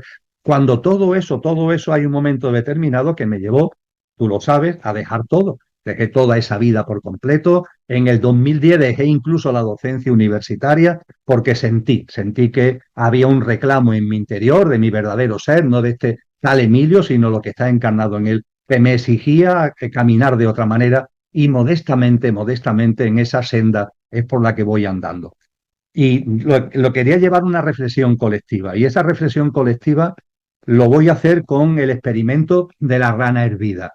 Es un experimento atroz, porque se trata de las tecnologías de la materia, es decir, esas tecnologías que no le importa el manipular la vida y el dañar a la vida con tal de hacer determinadas pruebas o conseguir determinados resultados. Pero creo que, aun siendo una barbarie, es un experimento de laboratorio muy ilustrativo de lo que quiero transmitir.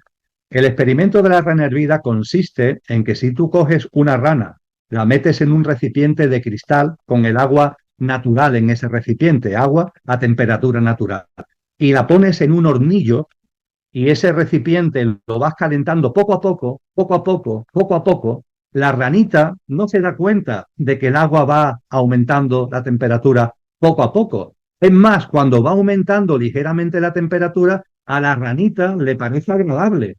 Tan agradable que le va entrando un sopor, se duerme y finalmente, el final del experimento, ¿cuál es? Que la ranita muere abrasada, la ranita muere hervida. Pero ese experimento tiene una segunda fase. La segunda fase es que tú coges otra ranita, porque ya has matado a la primera, desgraciadamente, y repite todo lo demás. El recipiente, el agua a temperatura natural, metes la ranita en el agua, la pones en un hornillo el recipiente, pero en lugar de subir la temperatura poco a poco, lo haces bruscamente, lo pones al máximo bruscamente. ¿Qué sucede? Que la rana salta. La rana se da cuenta y la rana brinca. Pues bien, como reflexión colectiva, evidentemente yo no estoy defendiendo la distopía, faltaría más.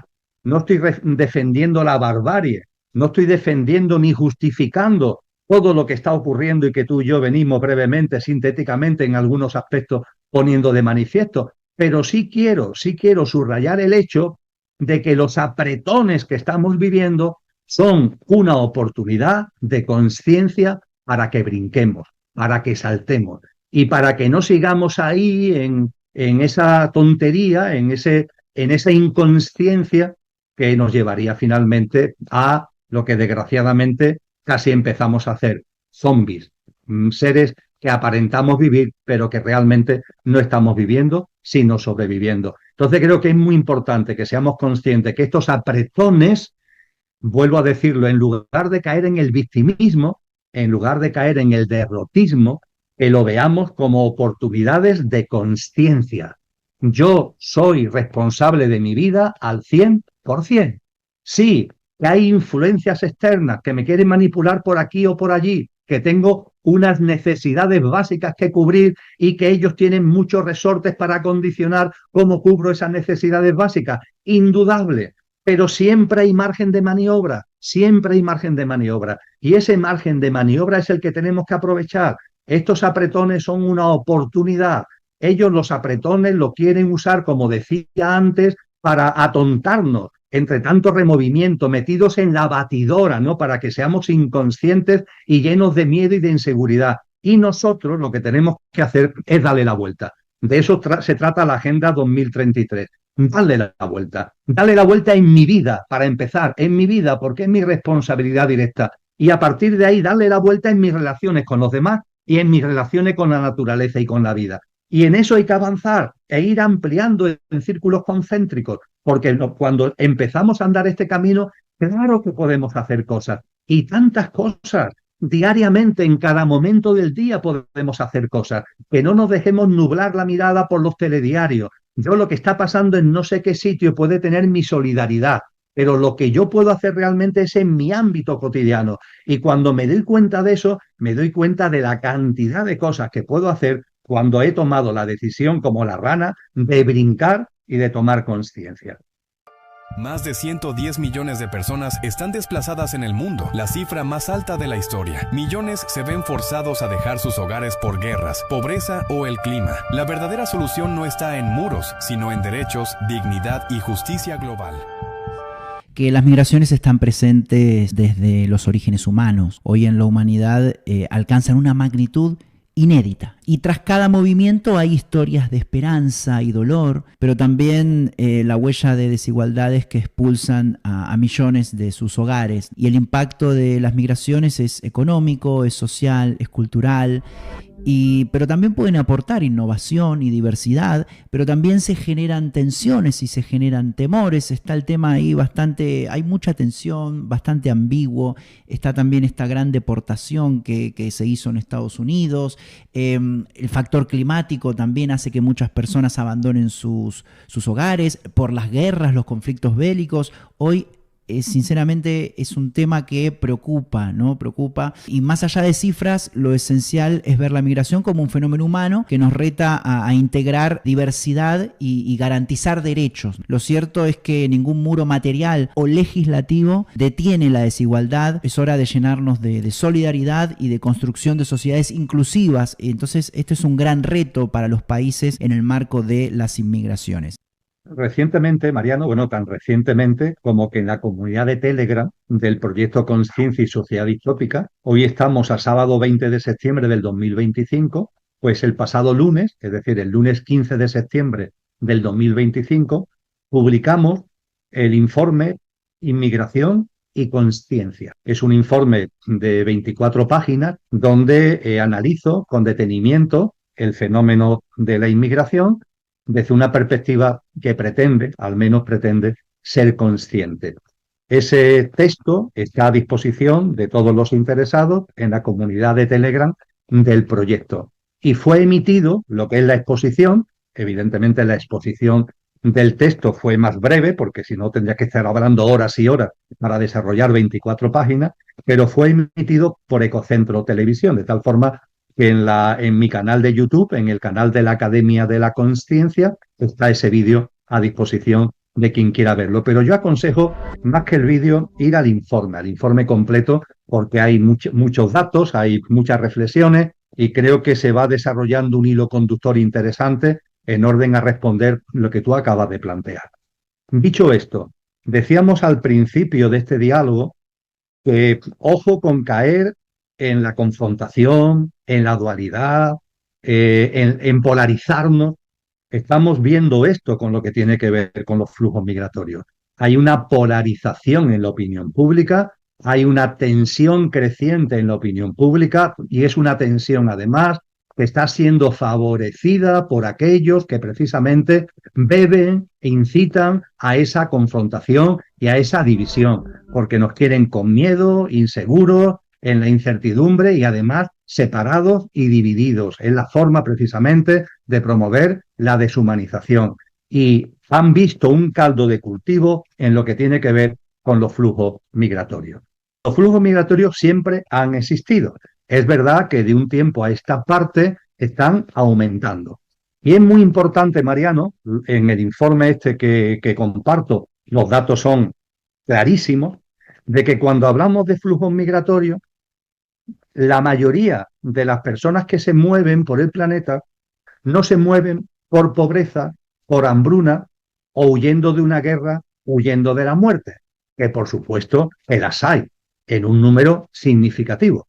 Pero ojo, no es la mayoría. La mayoría de los flujos migratorios vienen de países que están en vías de desarrollo. No son países desarrollados, sino países que están en vías de desarrollo. Y es curioso porque los datos, insisto, son incontestables.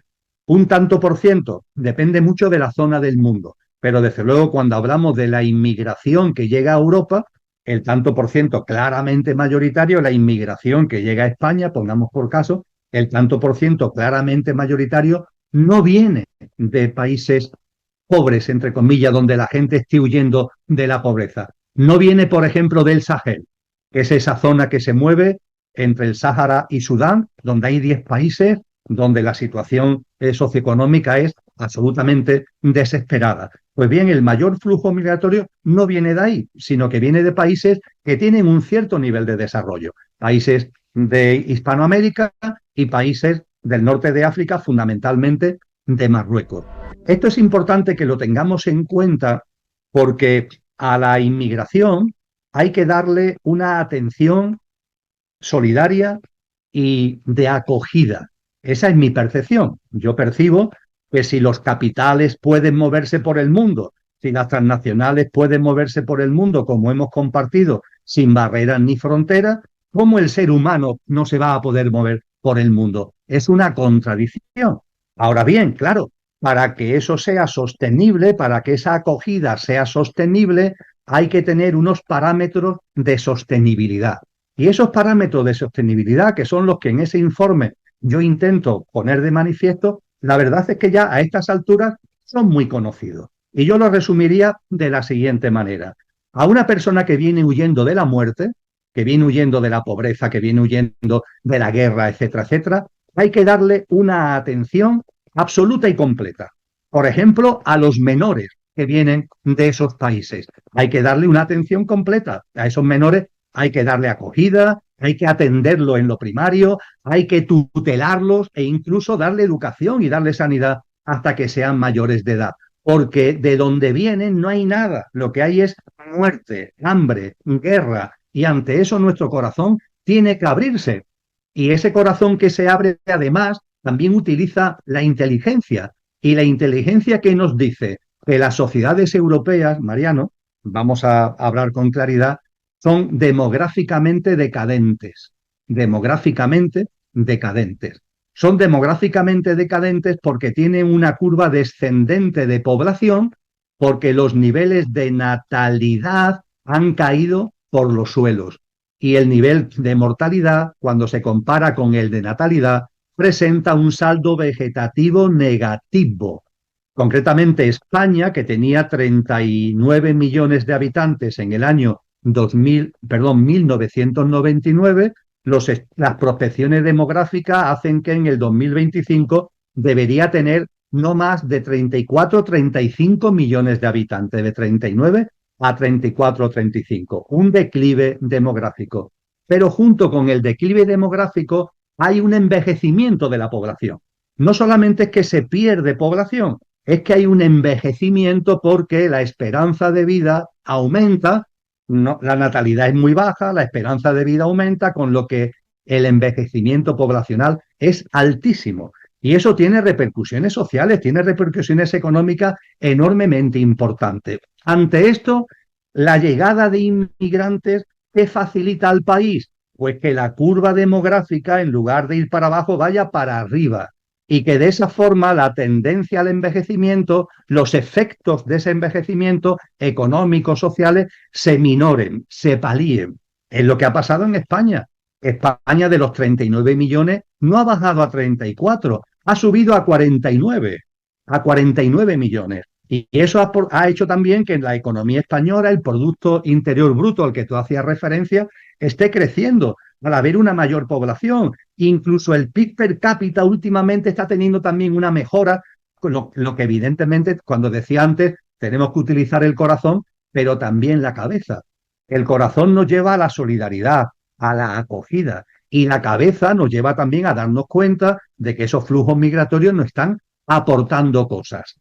Dicho esto, la acogida lo he referido, Mariano, con relación a zonas, personas que vienen de zonas en guerras, en hambrunas, y las que vienen de países que están en vías de desarrollo.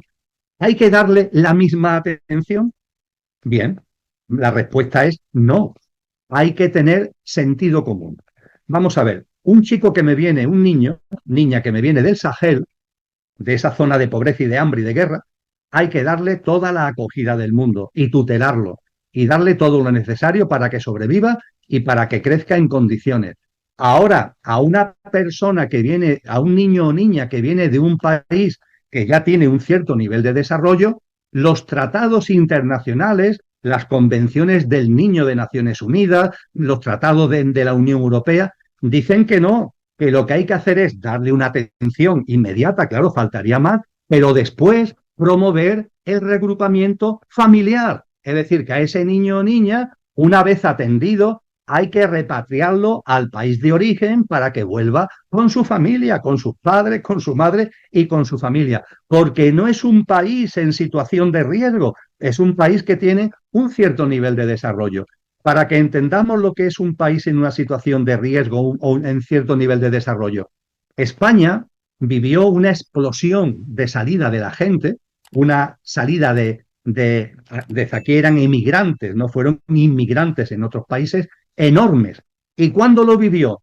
Cuando ya se había quedado atrás la Guerra Civil Española y ya España empezó a tener un cierto nivel de desarrollo. Fue a partir de 1960, 1965, hasta 1975, cuando hubo más de 3 millones de españoles y de españolas que salieron fuera, a Alemania, a Francia y a otros países europeos. El español se convirtió en un emigrante. Para los países de acogida éramos inmigrantes. Y no estábamos huyendo de la guerra, ya no. No estábamos huyendo de la miseria y del hambre, ya no, sino simplemente que era una población que ya tenía un cierto nivel de visión, un cierto nivel educativo, que había empezado a llegar el turismo, que había empezado a llegar la televisión y que nos dábamos cuenta que había unas alternativas de vida que nos podía venir muy bien, tanto para nosotros como para traer dinero a nuestra familia.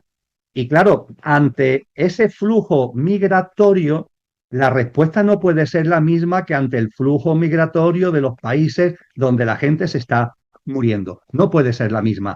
A un niño que viene del Sahel hay que darle toda la atención. A un niño, dicho con todo el respeto, que viene de Marruecos, hay que devolverlo a Marruecos. ¿Por qué? Porque Marruecos ha alcanzado ya unos estándares de desarrollo y porque además hay que tener en cuenta que un país de acogida también tiene una limitación de recursos públicos. Entonces, vamos a ver si no caemos en el error de dedicar dinero a aquellos que pueden ser reagrupados familiarmente en sus países de origen y no vamos a tener entonces dinero como para cubrir a los que realmente lo necesitan. Con todo esto, lo que estoy compartiendo, Mariano, es que es necesario sentido común, siempre con el telón de fondo de la acogida, de la cultura de acogida y de la solidaridad, pero con sentido común para darle sostenibilidad y, desde luego, promoviendo la integración. Esa integración, por ejemplo, la está disfrutando España con las personas que vienen de América Latina. Las personas que vienen de América Latina se integran con mucha facilidad en España. ¿Por qué? Porque comparten una cultura, comparten un idioma, comparten un estilo de vida, comparten incluso unas convicciones religiosas y eso hace que la integración sea sencilla. El problema es cuando vienen personas de fuera que no tienen esa integración fácil, por así decir. Y esa integración, cuando no es fácil, hay que favorecerla. Pero claro, la integración se favorece entendiendo que el inmigrante tiene derechos y tiene deberes. Y ahí también hay que aplicar el sentido común. El inmigrante tiene derechos, aquí estamos, país de acogida, solidario, pero también tiene deberes. Porque si no se subrayan esos deberes, la integración no se va a producir. Y si la integración no se produce al final, todos salimos perdiendo. Todos es todo. La población nativa, la población foránea, todos salimos perdiendo. Así que creo que estos parámetros que acabo de resumir, que habría mucho que hablar sobre ellos, por supuesto, en ese informe creo que adecuadamente se desarrollan, nos lleva a darnos cuenta de que los seres humanos tenemos que poner por delante la humanidad, En el caso de la inmigración, eso significa cultura de acogida, eso significa solidaridad, eso significa espíritu de integración, pero que a su vez tenemos que tener sentido común para no mezclar el tocino con la velocidad, para no meter todo en el mismo cajón, para tener una serie de medidas adecuadas que favorezcan esa integración a la que vengo haciendo referencia. Y me da la impresión que en general, Mariano, y no quiero ser negativista, pero me da la impresión que no solamente en España, sino en más sitios, los poderes públicos esto no le prestan mucha atención. Esto es un tutum revolutum, que todo se mete en la misma caja, que no hay un discernimiento sobre lo que las distintas características de los distintos subflujos que hay dentro del flujo migratorio, y que todo esto a su vez está alimentando una trifulca política enorme y una serie de llamamientos, de hostigamientos, de división, de separación, que no nos conviene a nadie. Entonces creo que nuevamente la conciencia es la respuesta, la conciencia es la respuesta. Y en la medida de lo posible, pues llevarlo a nuestro hábitat de vida, cada uno en lo que podamos y en lo que puede ser nuestro ámbito directo de responsabilidad. Muy bien, muy bien. Invitamos a ver el informe consciente de actualidad que está en el canal de YouTube de Emilio y en Ecocentro Televisión, y también a descargarse ese informe de 25 páginas para quienes le interese profundizar en el tema. Y sí, Emilio, yo comparto todo lo que mencionas, estamos muy pero muy alineados. Las migraciones son parte de nuestra humanidad, no son un accidente, no son un problema que haya que resolver, sino un fenómeno natural en un mundo interconectado y además consecuencia de todas las cosas que están sucediendo. Y las migraciones forzadas suelen presentarse bajo un único prisma, ¿no? El del control fronterizo, ¿no? Muros, policías, militares, detenciones, expulsiones. En cierta forma se criminaliza a quienes llegan, se les etiqueta como amenazas, como ilegales, como números incómodos que cruzan un mapa. Un llamado a la conciencia, al amor. Detrás de cada persona migrante hay una historia de guerra, una historia de hambre, una historia de persecución política, de desastres climáticos, historias de seres humanos que huyen, no porque quieran, sino porque no les queda otra salida, como tú bien decías. Entonces, cuando reducimos la migración a un problema de seguridad, estamos deshumanizando, estamos negando que esas personas tienen derechos, tienen sueños, tienen dignidad. Las convertimos en víctimas dobles. Primero, de un sistema global injusto que expulsa, y luego de otro sistema que rechaza y criminaliza. Entonces, las migraciones no son una amenaza, son una oportunidad para ensayar un nuevo humanismo global, capaz de reconocer que todos compartimos una misma casa común, que es nuestro planeta. En lugar de levantar muros, podríamos tender puentes, dejar a un lado los discursos de miedo, porque la movilidad humana ha sido a lo largo de toda la historia motor de mestizaje, de creatividad, de cultura, de progreso. Entonces, ¿por qué ahora insistimos en verla como un peligro? También genera delincuencia, sí, hay que decirlo, y en gran cantidad de países los delitos de migrantes superan a los números de los nativos, y en ese caso hacer un llamado a la responsabilidad, a los valores, a los principios y, como tú bien decías, a los deberes que tiene el migrante, a algo muy básico, ¿no? A respetar al país de acogida. Necesitamos reemplazar la lógica de muros y expulsiones por corredores humanitarios seguros. Migrar no debería significar perder derechos, al contrario. Una sociedad justa debe garantizar acceso a la salud, a la educación, a la vivienda, al trabajo digno, a toda persona que pisa su territorio sin discriminación. Y como tú también mencionabas, y yo lo destaco, especial atención necesitan los más vulnerables, ¿no? Mujeres expuestas a violencia sexual en las rutas migratorias, niños que cruzan fronteras solos, personas que huyen de la guerra y de la pobreza necesitan un trato especial, siempre y cuando haya recursos, ¿no? En el país de acogida, como tú bien mencionabas, con criterio. La integración no ocurre sola, se construye a través de programas de idioma, de formación laboral, de espacios culturales y educativos que faciliten el encuentro entre quienes llegan y quienes ya están.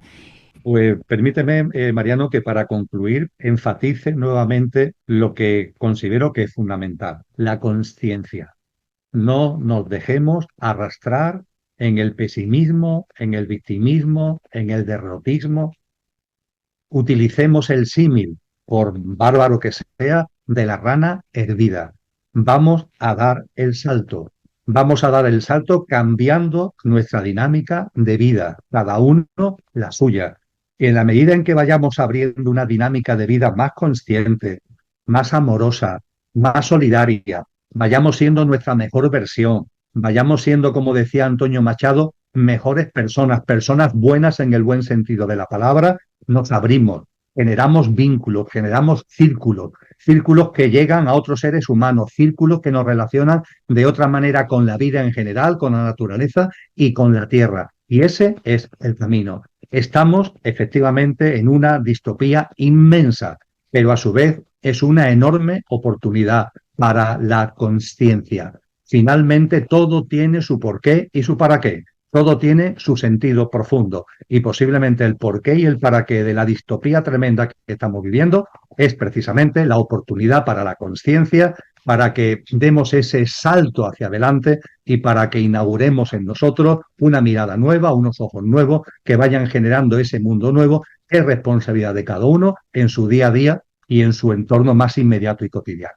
Recuerden el blog de Emilio, El Cielo en la Tierra, el sitio web de Conciencia y Sociedad Distópica, el proyecto de investigación, la asociación que preside Emilio, el sitio web es www.sociedaddistópica.com y la comunidad de Telegram e Instagram. Gracias, Emilio, por tu tiempo, tu compartir, siempre tan profundo y rico, y nos veremos más adelante, seguiremos trabajando por la Agenda 2033. Y ojalá nuestros encuentros sigan siendo humanos siempre. Al menos yo no tengo pensado crearme un avatar con la inteligencia artificial. Espero que tú tampoco, que sigamos con esta presencia consciente aquí. Y gracias, gracias y gracias. Ahí estuvo Emilio. Muchísimas gracias a todos por haber estado. Un mensaje final. En base a todo lo que compartimos con Emilio, sabemos que la crisis que enfrentamos no es natural ni inevitable, es el resultado de decisiones políticas, económicas y culturales tomadas durante siglos bajo la lógica del poder, la acumulación y el consumo sin límites. El diagnóstico es duro: un planeta al borde del colapso ambiental, instituciones debilitadas, tecnologías que avanzan más rápido que la ética, desigualdades normalizadas y millones de personas obligadas a abandonar sus hogares. Sin embargo, también hay un hilo de esperanza que atraviesa cada reflexión. El futuro aún no está escrito. El gran desafío de nuestro tiempo es entender que estas crisis no son castigos, sino oportunidades para reinventarnos. La humanidad tiene enfrente de sí la posibilidad de elegir continuar con ajustes superficiales que maquillan un sistema injusto o emprender una transformación profunda que ponga la vida, la dignidad y la sostenibilidad en el centro. Las soluciones existen y ya germinan en múltiples rincones del mundo. Comunidades que practican